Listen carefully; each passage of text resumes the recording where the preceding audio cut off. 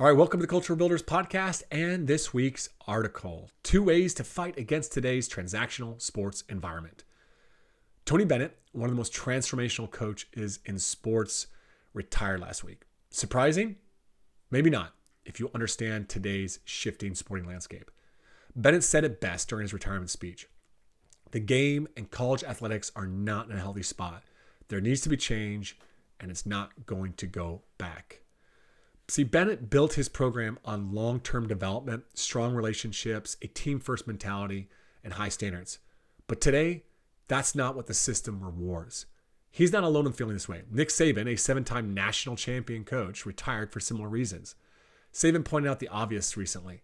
Everything is transactional in college football right now. People get in the portal because they want more playing time or more money.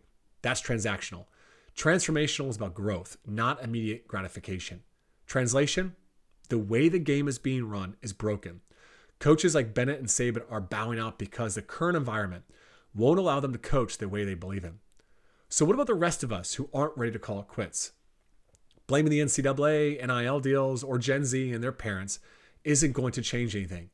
But here are 2 things we can do to fight back against the transactional sports culture. Number 1, treat sports as a privilege, not a right. Want to change your team's mindset? Start by shifting your own. One of the most powerful changes I made as a coach was when I moved away from punishment-based conditioning. Instead, I reframed it, playing sports is a privilege.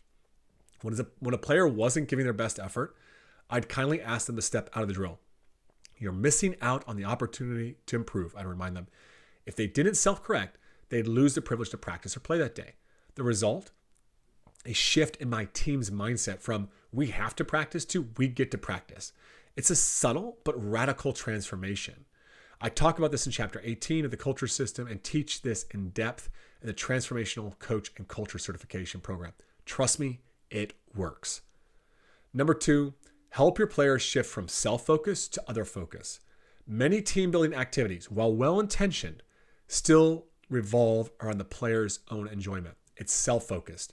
If you want to create real, lasting change, shift the focus outward. Make it about others. As I discuss in chapter 10 of the Culture System, one of the most impactful ways to build a team is through community service. Indiana Wesleyan's University men's basketball team goes on a mission trip to the Dominican Republic every 2 years. Rice Lake High School basketball coach Kevin Orr has his players host a basketball camp for kids with special needs every Christmas. These experiences are profound for the team culture. This year, my daughter's under-10s football team is taking a similar approach by sponsoring a girls soccer team in Paraguay through teaming up with teams. Our players aren't just raising funds to help these girls play soccer, they're providing them with nutritious meals and life skills training. More importantly, they're building a relationship, communicating with the girls in Paraguay throughout the year to learn about their lives, challenges, and culture. These experiences cultivate gratitude and combat entitlement. That's why TOC is proud to partner with Teaming Up to support communities like in Paraguay, Peru, Uganda, and Malawi. It's not just about helping others. It's about transforming your own team by expanding their perspective and deepening their sense of purpose. If you want to create a similar impact with your team, you can learn more about how your players and your team can team up with a team by just following the link in the details of this episode or going to teamup.world.